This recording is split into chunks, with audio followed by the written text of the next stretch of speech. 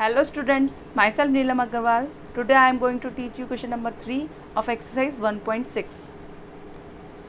तो third question को करने से पहले आप एक्सरसाइज 1.6 का इंट्रोडक्शन पार्ट कर लेना, क्योंकि उसमें मैंने आपको लॉ ऑफ एक्सपोनेंट समझाया है, तभी आप इस क्वेश्चन को कर पाएंगे। तो क्वेश्चन थर्ड है सिंप्लीफाई 2 की पावर 2/3 डॉट बना हुआ है, तो यानी कि इंटू 2 की पावर 1/5। तो इस क्वेश्चन में हम देखेंगे कि दोनों में बेस सेम है। तो मैंने आपको ये इंट्रोडक्शन पार्ट में बताया था कि जब बेस सेम होता है तो पावर्स और बीच में डॉट या इनटू होता है तो पावर्स ऐड हो जाती है। तो हम यहाँ पे पहले इसका लॉ लिख लेंगे, a की पावर m डॉट a की पावर n।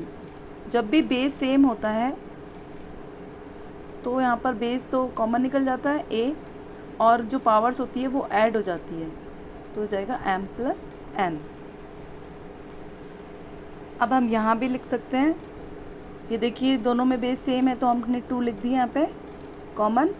अब पावर्स को हम ऐड कर देंगे, 2/3 प्लस 1/5।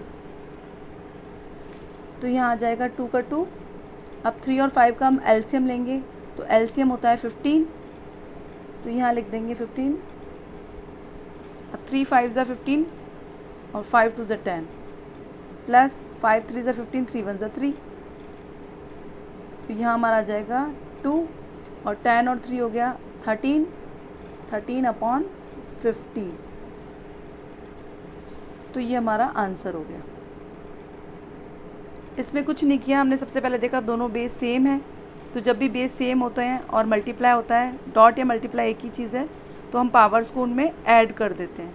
तो हम यहाँ पे सबसे पहले लॉ भी लिख के दिखाएंगे और उसके बाद सॉल्व करेंगे। क्वेश्चन थर्ड का सेकंड है 1/3 की पावर 3 और ब्रैकेट क्लोज पावर 7। अब इस क्वेश्चन में देखिए यहाँ पर बेस 1 और यहाँ पे 3, तो ये दोनों ही अलग है लेकिन पावर दोनों में सेम है।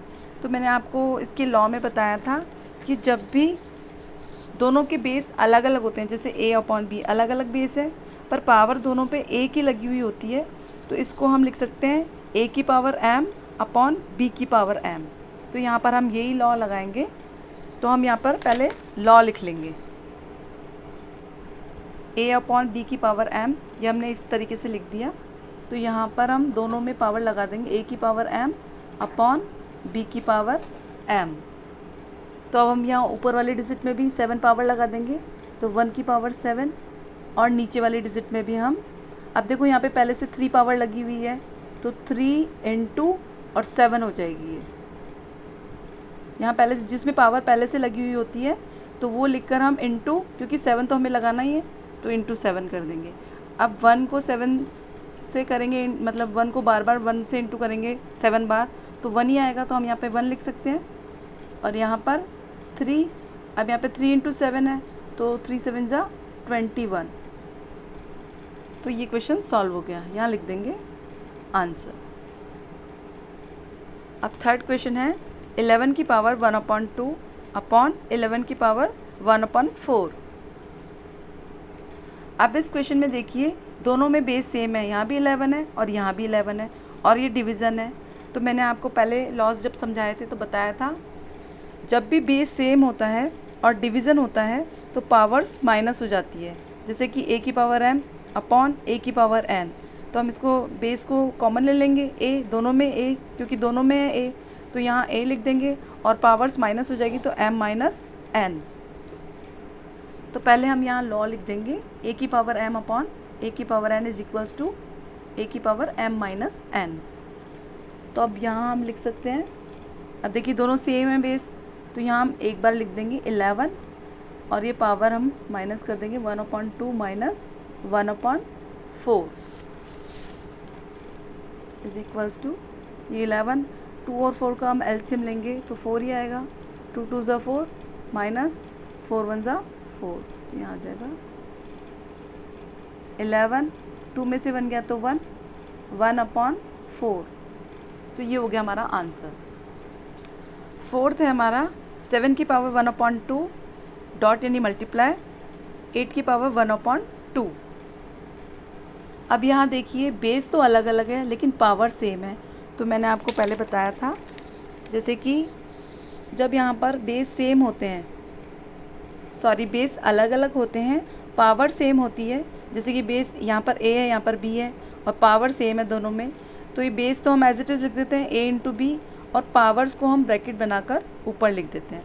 तो इसमें भी हम यही लॉ लगाएंगे, यहाँ हम पहले लॉ लिख देंगे, अब हम इसे सॉल्व करेंगे।